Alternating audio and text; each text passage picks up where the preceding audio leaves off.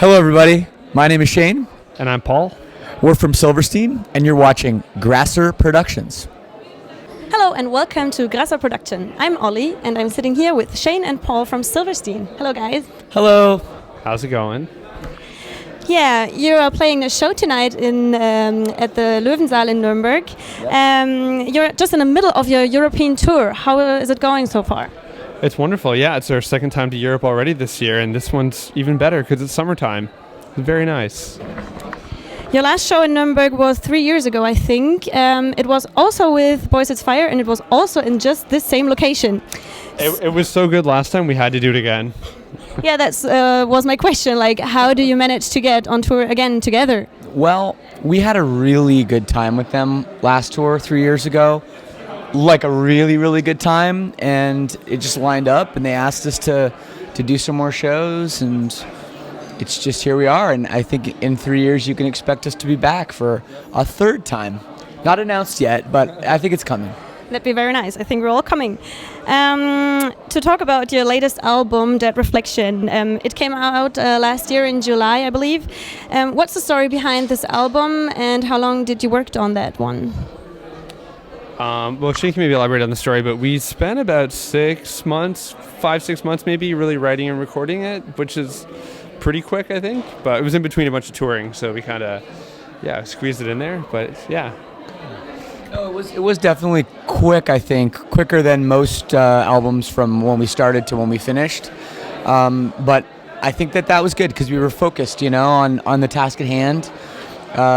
I think it was January 1st, kind of like woke up on New Year's Day and said, gotta make a record, gotta work on it. And then pretty much it was done by mid-April. Yeah. So pretty fast. But the record, is for me, as I guess I wrote a lot of the lyrics on the record and kind of the concept and stuff. It's just about kind of a difficult time that I was going through, I guess now about 2 years ago. And the struggle, and then the steps I took to kind of pull myself out of a dark place. Okay, you also released 3 music videos from 3 songs of the album. How did you choose the songs for the videos? I think it's tough with a new album. Yeah, it was pretty random. It kind of is, right? Like the first song, you're like, well, we'll just pick one, and that was before anyone heard the record. But then we picked the other ones after the album had already been out, so they were favorites of ours and favorites of our fans. And then we thought these would be a cool video, and then we got a buddy of ours to make some pretty crazy music videos. So you also get reactions from your fans and then react to it? A little bit, yeah. Oh, we definitely do. I mean, we always take into consideration. With every album, it's hard. Like Paul said, you have these songs and you have an idea of what ones you like personally. But what was kind of crazy was we sent the record to the record label, Rise Records, and we said, okay, like what songs do you like? And the songs that they liked and the songs that we liked were completely different, which I think is a good sign, because it's not like, okay, there's one good song on this record, there's the obvious one, that's the one you push. It was like, okay, the record has a lot of really good stuff on it. So, we were pretty confident in, like they wanted to have the song Retrograde as be one of the videos. So we were like, okay, cool, we like that one well enough. We didn't think you would pick that one, and now it turns out that's a song that's some of our fans' favorite. Let's pick one video, like for example your favorite one. What's the concept of the video, and who has the ideas for all your videos? The ideas come from all different places. Sometimes the director has the idea, sometimes we have the idea, but I think probably one of the best videos we did was for If You Could See Into My Soul, because we got to pull off a bank heist, and who doesn't like to pull off a heist, you know what I mean? It's like, it's pretty ridiculous. It's kind of a bit like an Ocean's, movie type thing, so it was pretty fun, yeah. Ocean's 5. That it was a cool video concept. I don't know. It's like sometimes it's weird with video concepts. Like we made one for the song Forget Your Heart, and that I have no idea what the video concept is. It's just kind of like random artistic stuff. Sometimes videos are like that, and it's like a song, like I can write a song and sing it, and like you might not know what it's about. You can be open to your own interpretation, and I think music videos can be that way too. You can take a lot of different things from them. That's true. And the continual condition video was pretty good too. I guess that one was probably better. Yeah, I forgot about that one. The fight, and then we all got killed. That was that one was fake blood, yeah, AIDS, guns, the whole bit. Yeah. So that's what men like. yeah, yes we do. Yes we do. Your album When Broken is Easily Fixed has this year its 15th birthday. Really? And Does it? Discovering the Waterfront. 15 years? 15. And Discovering the Waterfront is now 30 years old. So when you listen to old songs, what do you feel about them? Like, are you happy with them, or are there things you would change right now, or things that you regret even maybe? I don't think there's really anything we would change. You know, I think like if you went, like, it's kind of like that whole space-time continuum thing. Like, if you'd make one little minor change, who knows where the path would have gone, you know? And I do wonder if that first record, if we'd worked with like a real experienced producer and had like it sounding like our records sound now, what would a trajectory would have been. I mean, I wonder that, but at the same time, I think the first album is very unique sounding, very different. And I think that that's part of the reason that we ended up in the place we did, was because our music was looked at as unique, and the production is very unique. And I think every record we tried our best at the time. You know, you push. It's not like we like kind of like did 50%. It's like if we look back, it's like we tried 100% every given time. You know, and you learn things. That's why you do things differently the next time. But in the moment, we tried our absolute best, I think. You guys are playing a whole bunch of shows, and also, as you just said, throw out albums constantly, like every year or every second year. Yeah. How do you manage to work so hard and so fast? We don't really take any breaks. Honestly, I have so much trouble sleeping in Europe, to be honest with you. A lot of trouble. Like, the jet lag really like kills me when I get over here. I stay up all night, just like laying there, like thinking about shit, and then like I don't fall asleep till like 6 or 7 in the morning, and then I sleep all afternoon. It sucks. But anyways, no, we don't take breaks. But we don't take breaks, and literally, I think in the last what's it been, 15 years, Paul, we've been touring. I think we've had the longest break we've ever had off, with where we didn't do any writing or any shows, was about 2.5 or 3 months. In 15 years. So, you know, there's a lot of time. So we make use of it. You also play many festival shows, even on this tour. What's the biggest difference between a festival show and a regular show, and what would you guys prefer? I think probably the answer is, like, you know, we like to do both. You know, even on this tour, you know, we did like a small like club show, and then you go do a big festival. It's fun because like with the club, it's like you kind of have the crowd there. They're like already paying attention to you, and they've probably bought a ticket to see you. But in the festival, you might have a huge crowd, but you need to get their attention. So you're working two different dynamics, I think, between the two, and sometimes you get different reactions back. So it can be really fun, and I think just to keep it fresh, you don't get bored of one or the other. You know, I think it helps. Okay. What do you feel in the moment when the audience sings your songs along? Like, are you getting used to it when people know your lyrics, or are you still overwhelmed?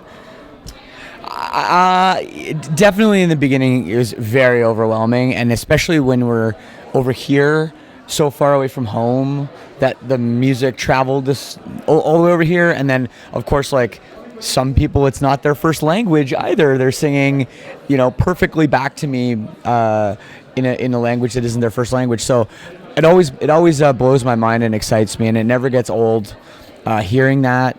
And I think, you know, when it starts happening with new songs that we just put out, it's like, wow, like all these people listen to this and they already memorized the lyrics, and the record just came out, you know. So I think that stuff is always, it always impresses me how into it our fans are.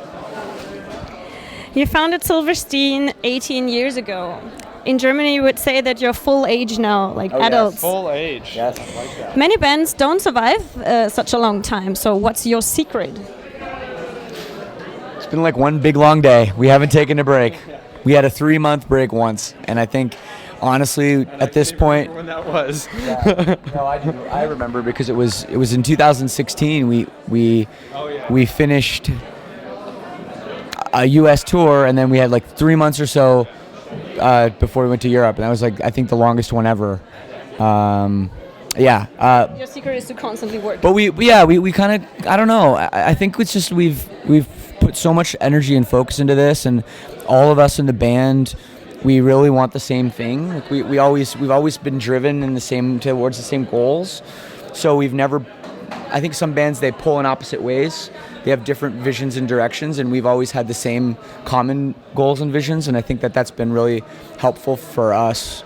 And our work ethic has never waned. So I think the combination of that, and here we are 18 years later, and it doesn't feel like 18 years. So you're always friends, you never argue? Oh, of course we argue. I mean, arguments come out with the best ideas, you know what I mean?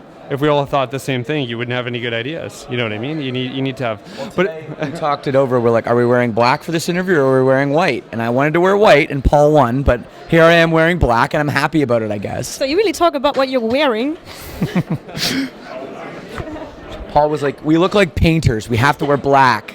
Your music always have been very recognizable, but as you just said, it sometimes also had changed in the last couple of years. What would you say was the biggest change, or is it just a constant change? Yeah, I think it's a constant change. I mean, we tweak things as we go. I mean, this last record, we experimented with tuning our guitars a little bit differently, and that kind of made for a bit of a different vibe, with music. And I've been pushing my vocals to, stronger and higher as well. I think we always try to think of, okay, this is like the basic way you can do something. How can we make it more interesting without making it ridiculous? And that's, I think, something that we've learned over time to do better. And I think that's the thing. It's just been a slow progression. Album number 1 to album number 8, very, very different. But the albums in between, they tell a story, that's kind of taken us here. Since many years, you kind of became some kind of role model for young musicians or bands in general. How does it feel to be a role model? I mean, that's probably a little, different, but I think overall, any of us would want to pass on good examples and any kind of advice, because I think we all had people that we admired, and sometimes they were so unattainable for us, but we always try, people ask us, how do you become a successful band, or how do you learn your instrument? It's nice to be able to kind of pass on a little bit of knowledge, because we've been doing it quite a long time, and sometimes we can hopefully steer people in the right direction. Are there some bands or some musicians or other things that inspire you? There's a lot. Sure. I mean, all the time. Fantastic. We love them. They are inspiring. I mean, they've been doing it even longer than we have, and how much fun those guys have. They're always in a good mood. They're always excited to play, to write, to work. It's like, if those guys can do it as long as they have, and be really happy, then we should be really happy with what we're doing too. So that's just one example of a way we can be inspired. And even sometimes the friends of our band will put out a record that's really good, and we're like, wow, that's awesome, and that just drives us to make our music the best possible too. Yeah, I think you get really inspired by your peers, because they're the people we spend the most time with, whether watching them, hanging out with them. So you get really that direct influence of people that are doing what you do, but in their own little way. So you just said that you're not really sleeping on this tour. So can we expect another album? Are you working on something? Yeah, no. I typically I've got some pretty cool games on my phone that I usually play. There's this game called Fill, which is you take your finger and you fill in all the squares. Love that game. So pretty much that's what I do. I don't write at all. When I should, it'd be great to be writing, but I just play games on my phone. So there'll never be another album? That's no. I will find some time. An iPhone game that can produce music, and you'll have an album really quick. Okay, then. Thank you very much for your time, guys. Thank you. And I wish you a great time on stage. Thank you. And I'm looking forward to your show too. Thank you very much. Appreciate it. Goodbye.